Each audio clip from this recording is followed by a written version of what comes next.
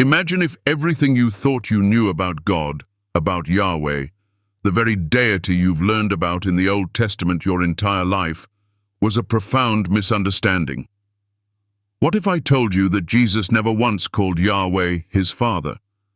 This isn't just a shocking statement.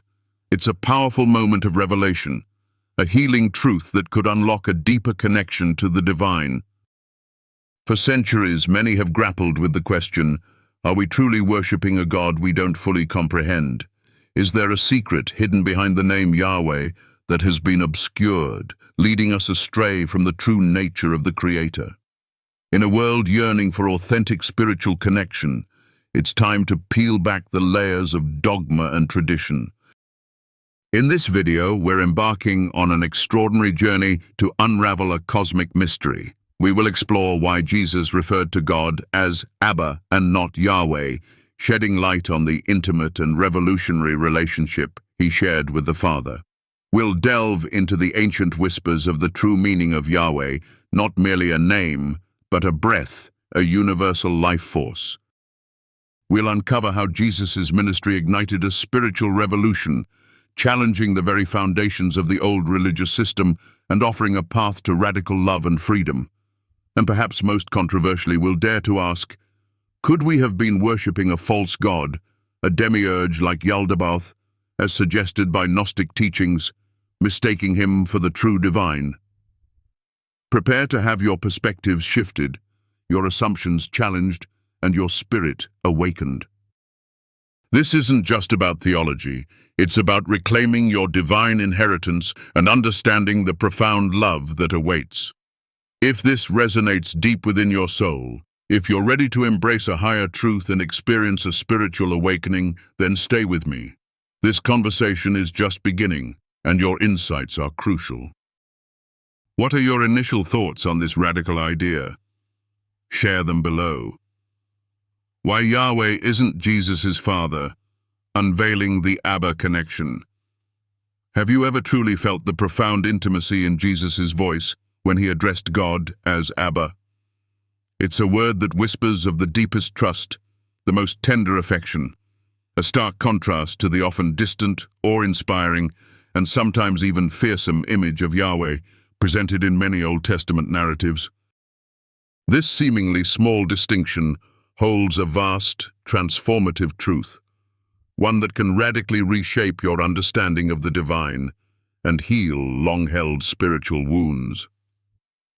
Let's journey back to the very heart of Jesus' teachings, to moments like the Garden of Gethsemane. Picture him there, in his deepest anguish, crying out, Abba, Father, all things are possible for you. Remove this cup from me. Yet not what I want, but what you want. Mark 14:36.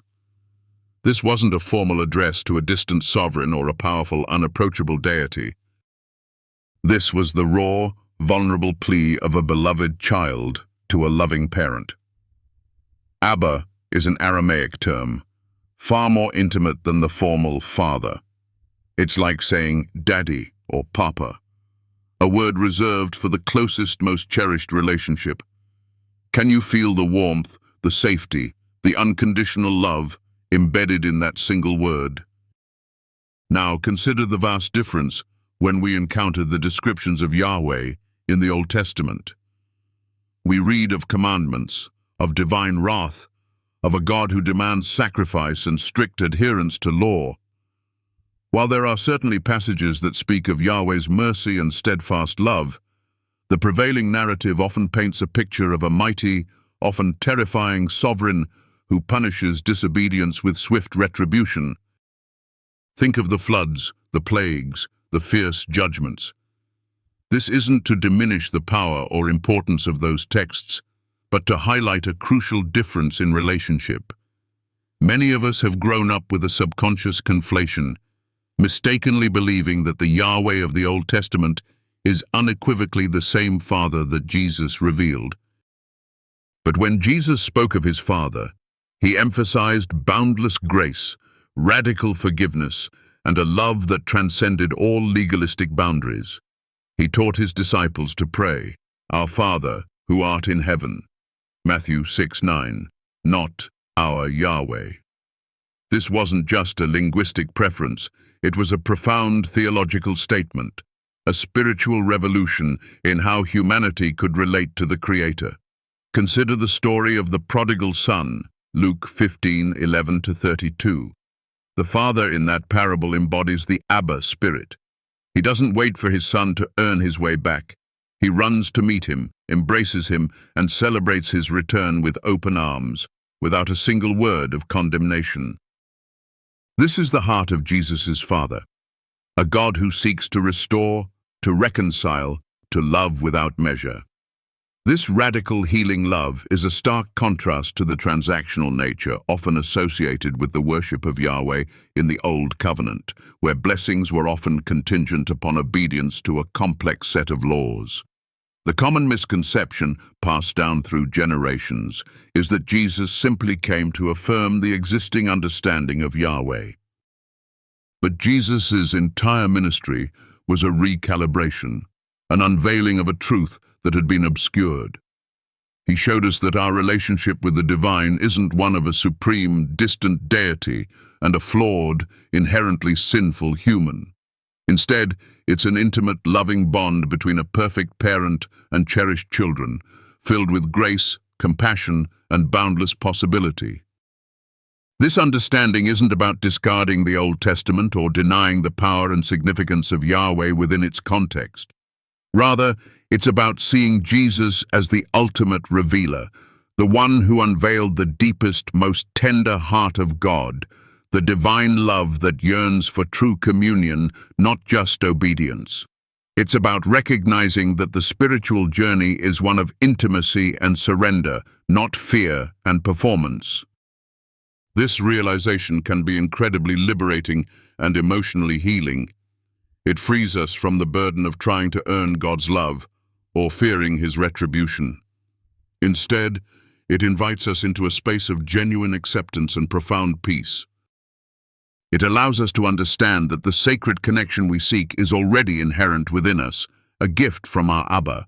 This deep dive into Abba is just the beginning. It opens the door to an even more profound question. If Yahweh isn't the Abba that Jesus knew, then what is the true essence of the name Yahweh? What ancient secrets are embedded in that sacred breath, that whisper of existence itself? And how has our limited understanding of this ancient name potentially skewed our perception of the universal life force that flows through all creation?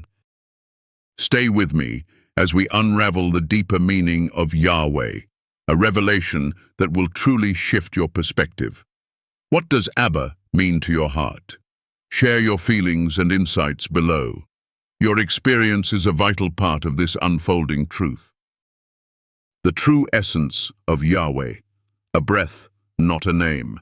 We've just explored the profound intimacy of Abba, the name Jesus used for his Father, which stands in beautiful contrast to the often distant portrayal of Yahweh in the Old Testament.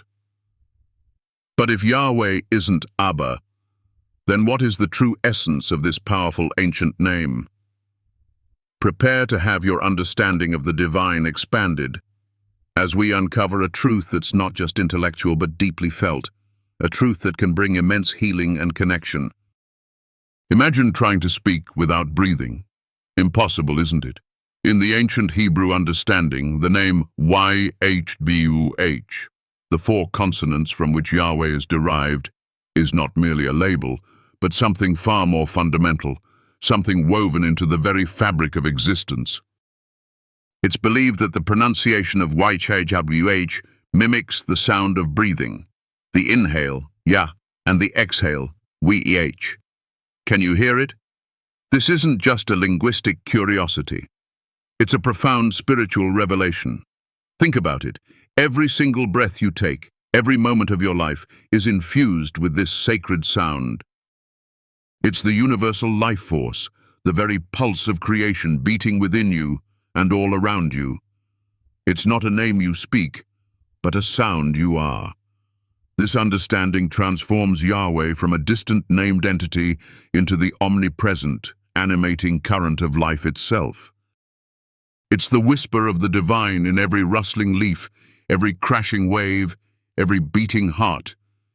It's the cosmic power that sustains all things, not just a God who sits on a throne, but the very essence that flows through every atom of the universe.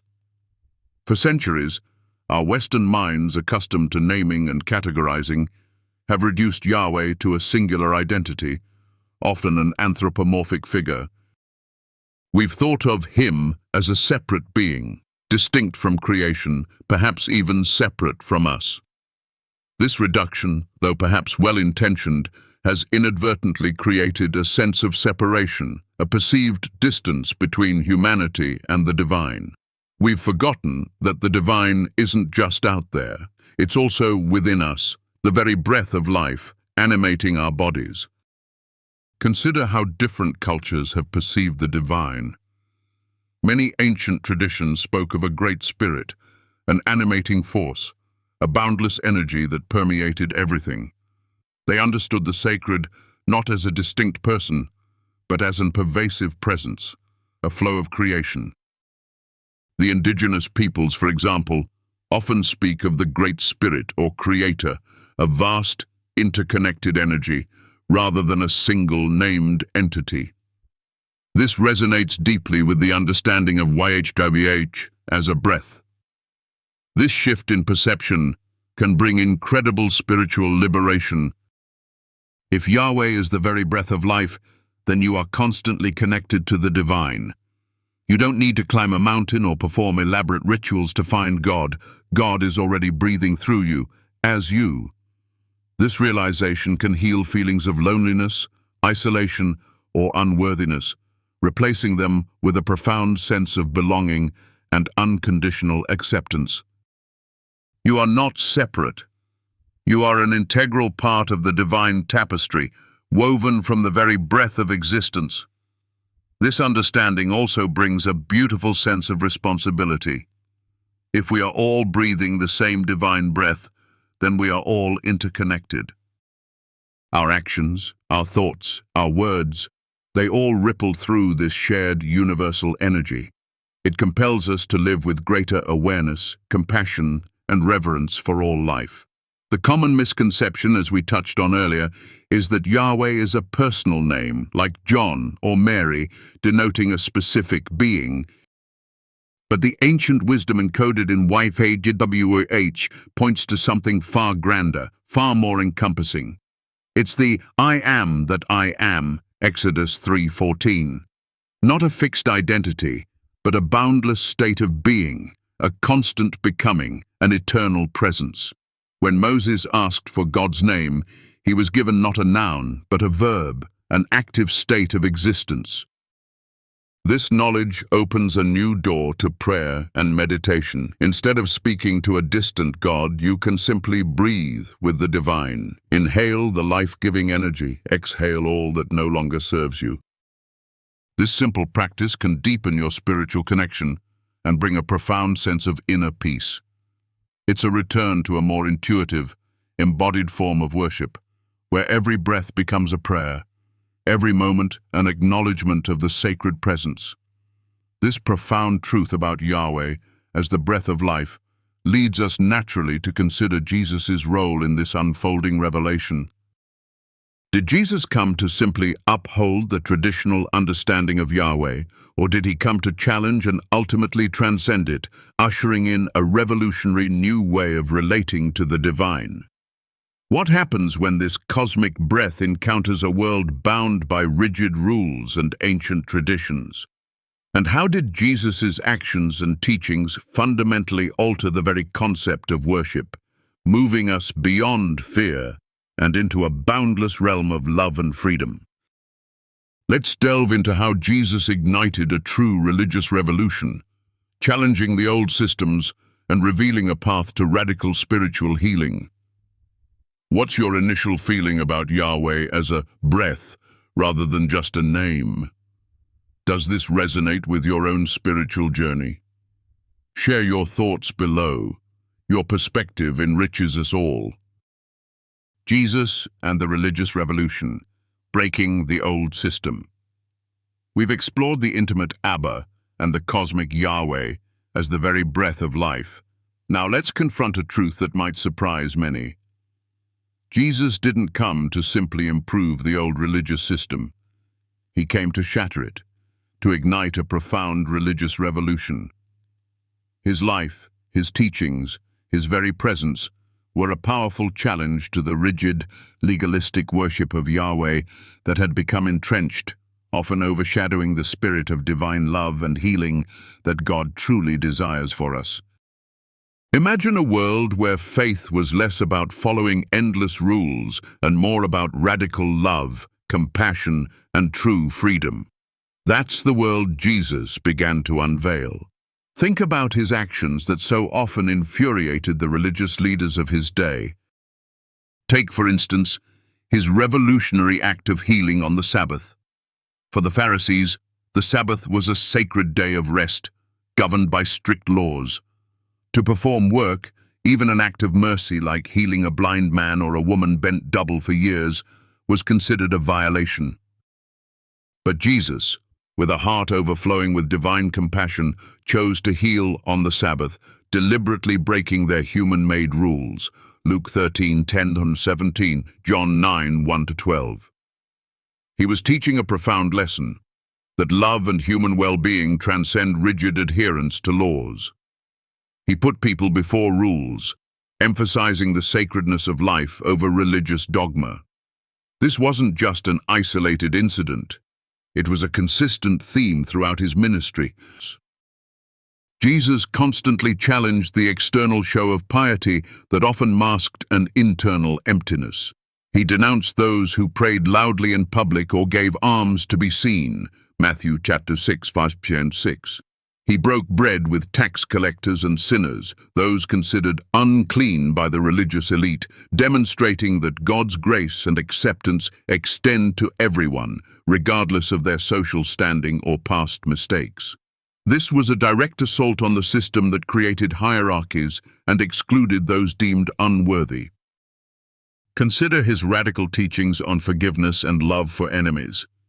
The Old Testament in places advocated for an eye for an eye and a tooth for a tooth.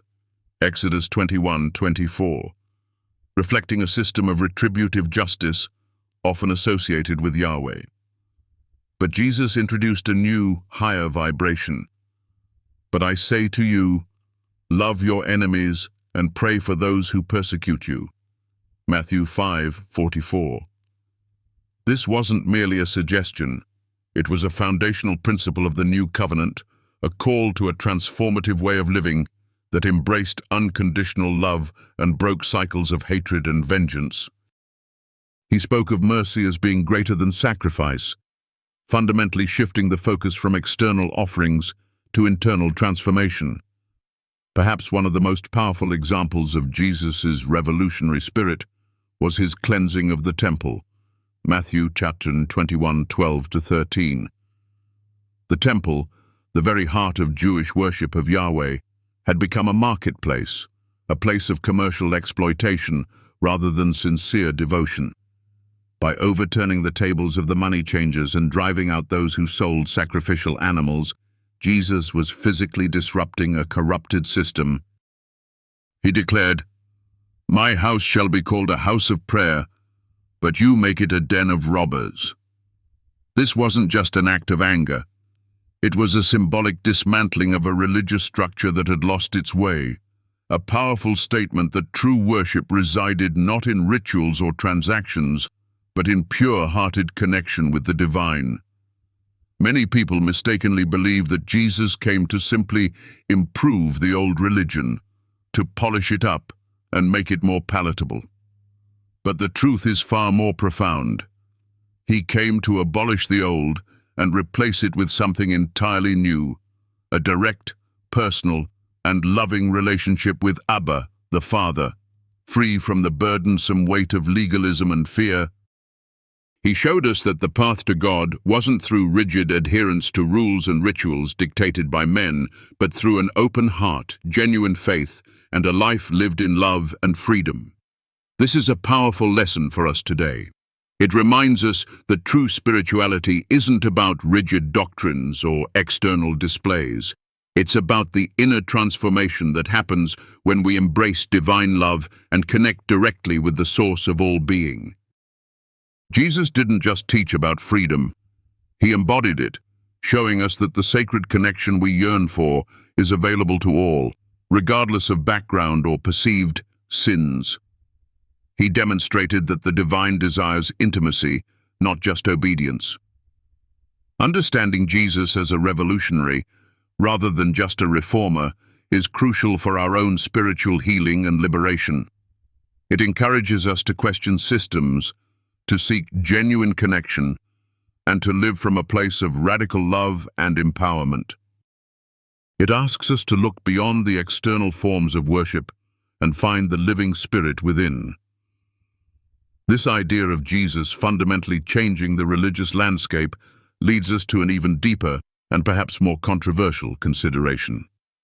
If Jesus came to overturn the old system, and if the old system was centered around the worship of Yahweh, could there be an even more radical perspective at play? What if, from an ancient, esoteric viewpoint, the Yahweh of the Old Testament was not the ultimate highest God, but a lesser, even deceptive entity? This brings us to the fascinating and often misunderstood world of Gnosticism and the concept of Yaldabaoth. Does Jesus' approach to the old religious system resonate with your own feelings about modern spirituality? Share your thoughts on how his teachings bring healing and liberation today. The Gnostic perspective. Could we be worshipping Yaldabaoth? We've journeyed from the intimate Abba to the cosmic Yahweh as the very breath of life, and witnessed Jesus' radical revolution against the old religious system. Now we arrive at perhaps the most challenging and mind-bending question of all. What if we have been worshipping a false god, and that god is actually Yaldabaoth? This concept, while startling, comes from ancient spiritual traditions known as Gnosticism, and it offers a profound, even healing lens through which to re-examine our understanding of the divine. Imagine a powerful but ultimately flawed entity who mistakenly believes himself to be the supreme creator of the universe. In Gnostic teachings, this entity is called Yaldabaoth. He is often depicted as a demiurge, a craftsman or creator of the material world, but not the true ultimate God. Picture him with the head of a lion and the body of a serpent, arrogant and ignorant, trapped within his own limited creation. His most striking declaration, found in texts like the Apocryphon of John, is a chilling echo of Old Testament scripture. I am God, and there is no other God beside me. Now let's hold this image against certain descriptions of Yahweh in the Old Testament. Think of the passages where Yahweh is portrayed as jealous, demanding absolute obedience, or inflicting harsh punishments. Consider the stories of the flood, the destruction of Sodom and Gomorrah, or the strict laws given to Moses. While these narratives hold immense significance within their traditional contexts, from a Gnostic viewpoint, they could be interpreted as the actions of a demiurge like Yaldabaoth, a powerful but ultimately limited being who operates from a place of insecurity and control, rather than infinite love and compassion. For instance, the creation narrative in Genesis describes Yahweh creating the heavens and the earth. In Gnostic cosmology, Yaldabaoth is precisely this creator of the material realm, the very world we inhabit. He casts a shadow over the true spiritual light, trapping souls within physical bodies, creating a system of karma and limitation. The laws and strictures given in the Old Testament, which often seem to emphasize fear and retribution, could, from this perspective, be seen as Yaldabaoth's attempts to control his creation and maintain his perceived dominance. This comparison isn't meant to diminish anyone's faith or disrespect deeply held beliefs. Instead, it's an invitation to explore a different narrative, one that has resonated with seekers of deeper truth for centuries. It asks us to consider if there might have been a profound misunderstanding between the Yahweh portrayed in parts of the Old Testament and the ultimate, unknowable, and infinitely loving source of all being, which Gnostics might refer to as the monad or the true Father. The profound lesson here is one of discernment. If we are to truly seek the ultimate divine, the Abba that Jesus revealed, then we must be willing to question everything, even the most sacred names and traditions. The Gnostic texts suggest that humanity has been misled, worshipping a lesser deity who, in his arrogance, proclaimed himself the only God. This isn't about condemnation, it's about spiritual awakening and liberation.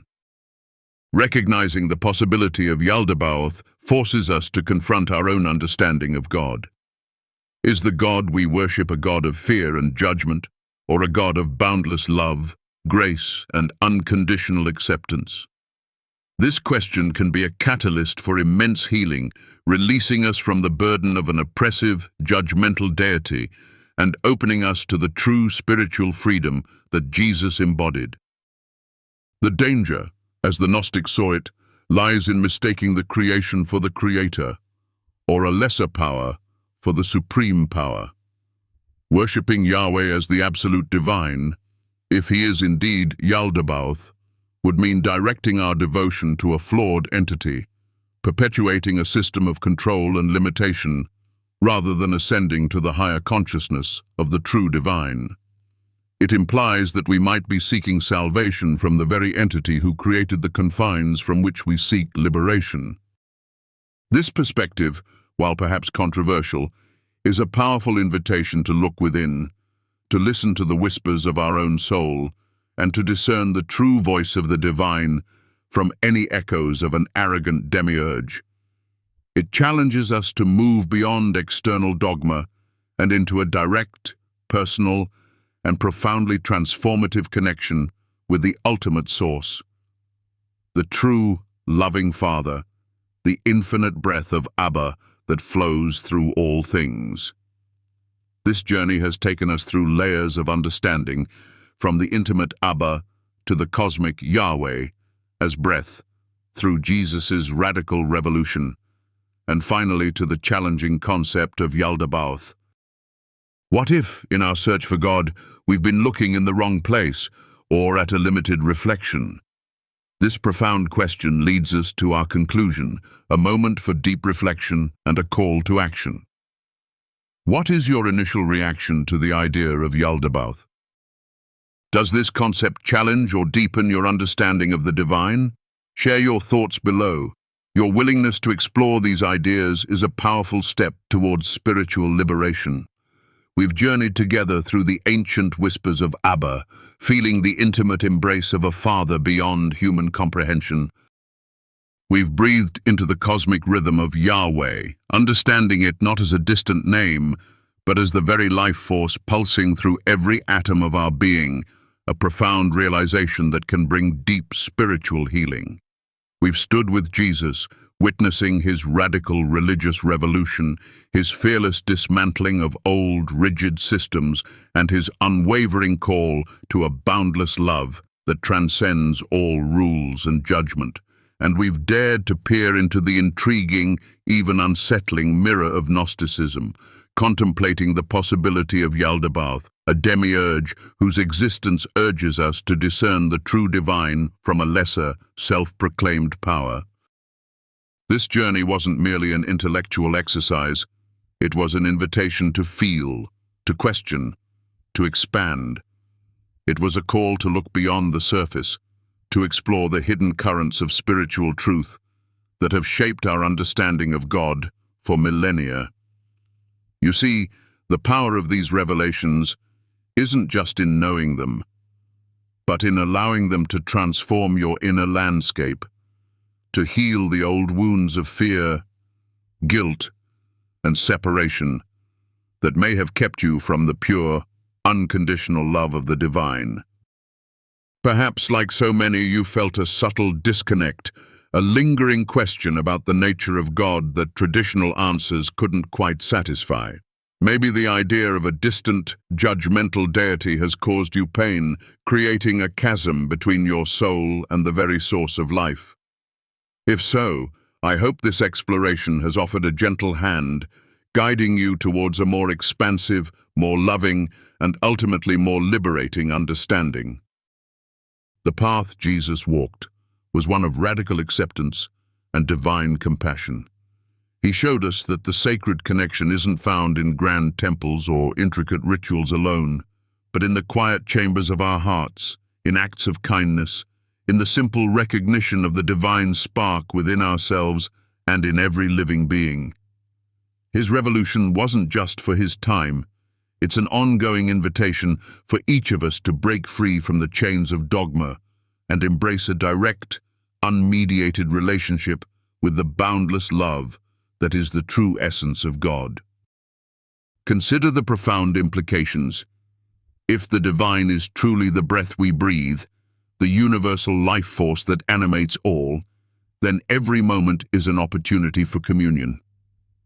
Every sunrise, every gentle breeze, every shared laugh, every tear of compassion, these are all sacred expressions of the Creator's love flowing through us. This realization can heal the sense of isolation, transforming it into a deep sense of belonging and oneness with all of creation. It beckons us to step into our divine inheritance, to embrace the spiritual empowerment that comes from knowing we are not separate, but intricately woven into the fabric of existence. The Gnostic perspective, while challenging, serves as a powerful reminder to discern with an open heart. It compels us to ask, is the image of God we hold truly reflective of infinite love and grace? Or does it carry echoes of limitation and fear? This isn't about discarding your faith. It's about refining it, purifying it, allowing it to evolve into a more profound and authentic expression of truth. It's about letting go of what no longer serves your highest good, creating space for an even deeper, more healing connection to the pure source of creation. My hope is that this video has ignited a spark within your soul, a desire to explore these profound questions further, to delve into the depths of your own spiritual journey with courage and an open heart. This is a path of unveiling, of remembering truths that resonate deeply within our ancient knowing. It's a journey of healing, of shedding layers of misunderstanding to reveal the radiant core of your being, connected eternally to the divine light. If you felt your spirit stir, if a sense of clarity or peace has washed over you during this exploration, please consider extending a bit of energy back into this work. If this video has brought value to your soul or helped you find a glimmer of light amidst darker days, I humbly invite you to support me in continuing to create videos that share these profound insights and the healing power of the divine. Every contribution, no matter how small, is an invaluable blessing that fuels this mission and allows these messages of hope and truth to reach more hearts around the world. Thank you from the deepest part of my heart. Your engagement, your questions, your reflections are incredibly important. They create a vibrant tapestry of shared discovery. What is the most profound feeling or thought that has emerged for you from this entire discussion about Yahweh, Abba, Jesus' revolution, and Yaldabaoth? What part of this conversation resonated most deeply with your own search for divine connection? Please, share your insights in the comments below. Your voice truly matters. If this journey has illuminated your path, if it has offered a fresh perspective or a moment of spiritual awakening, please give this video a like. And if you're ready to continue exploring these transformative truths and deepen your connection to the divine, make sure to subscribe to the channel and hit the notification bell so you don't miss our next profound conversation. Together, we will continue to explore the mysteries, embrace the healing power of divine love, and walk illuminated paths towards greater truth and freedom. Thank you for being here, for being open, and for being a part of this beautiful, unfolding journey.